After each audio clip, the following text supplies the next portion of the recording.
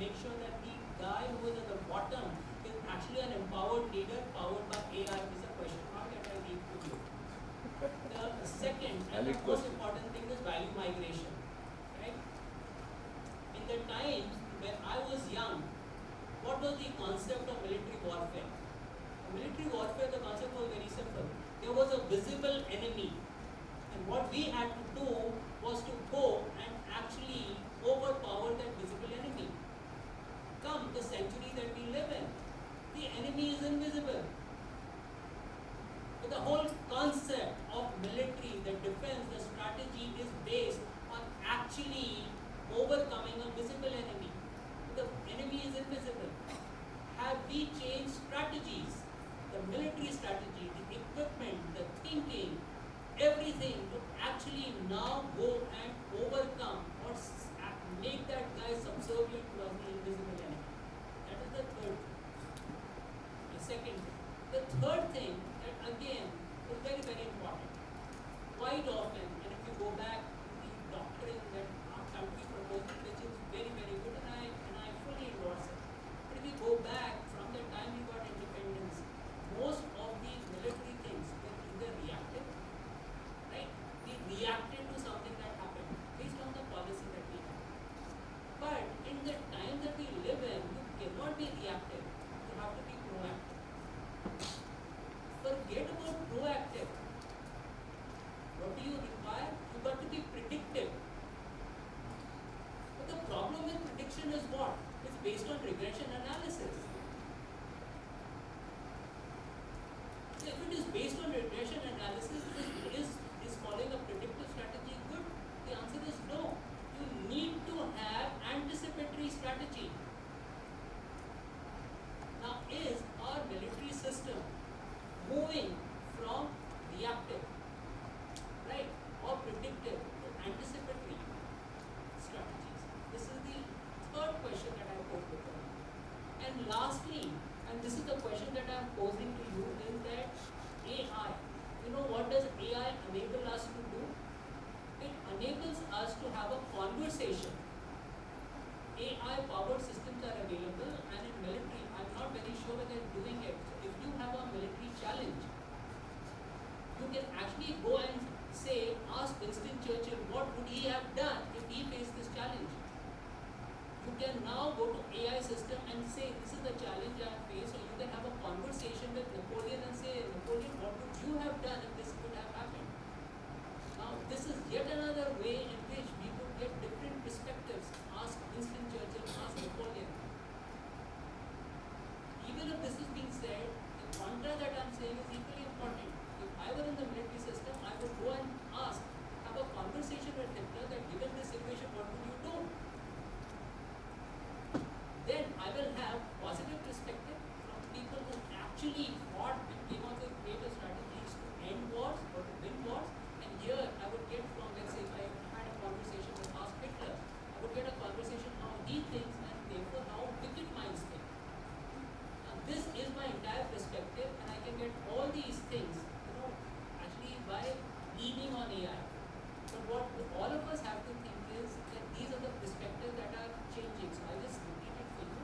From command and control, the system has to move to distributed leadership. Every soldier has to be a leader powered by AI. Second, the entire war scenario has moved from visible enemy to invisible enemy. Are we prepared? Third, from being reactive, can we be predictive, or should we be anticipatory, powered by AI? And lastly, are we building, and which is basically called scenario building, and if I can call in large way scenario building, what would Winston Churchill do, what would Napoleon do, and what would even people do? If I get this whole perspective, I would possibly come out with a much better strategy. This is what I think can happen in the world. Thank you. Thank you very much. I think we are running really short of time. I wish we could get some more time. But before we just get to the last section, I do have just 30 seconds each for all of you. Looking beyond 2030, what do you think talk about one great opportunity that India is having? So the best part is the jugaad brain that we have. We can lead it, make it your tool, make it your best tool, and start innovating on it. Okay. Do not stick with it. Do not think that this is the end of the world and this is it. AI is coming, but it is your tool only.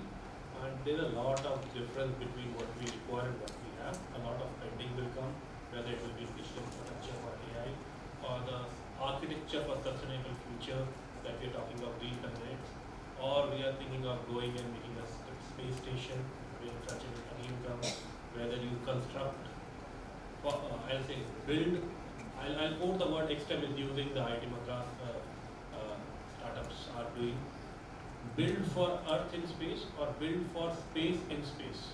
So that is where the infrastructure is going to go for you, because the energy over there is cheap. AI will work in 4.0 in there, we all know. So AI can work over there. Future is ours. Let's see where we take it. Good. The way I see it is that AI will solve very different problems for a growing country like India. Unfortunately, the narrative is largely coming from very developed countries who see AI as something which is going to replace humans. The way we would look at AI in India, at least in the next 5 to 10 years, is how AI can solve problems at scale which we would not be able to solve otherwise. For example, if you look at the healthcare system in the country, we know that we cannot produce so many doctors. We know that we cannot produce so many clinics. If I am able to have bots or agents which can literally do 70 to 80% of the job, I can reach out to a much wider population at a fraction of the cost. This is not about replacing humans. This is about making the lives of the people at the grassroots level better than what it is today. If you look at precision farming, it's not about that you've seen so many challenges that happen in these days. The pressure on land to feed a growing population is going to be better than that. If you look at the environmental concerns, the breakthrough technologies will only come because we will be more innovative about using some of these technologies very well. So, the simple line, what I see is that AI will solve for us problems which are very, very different, not necessarily the same narrative which we see and read in the newspapers or not.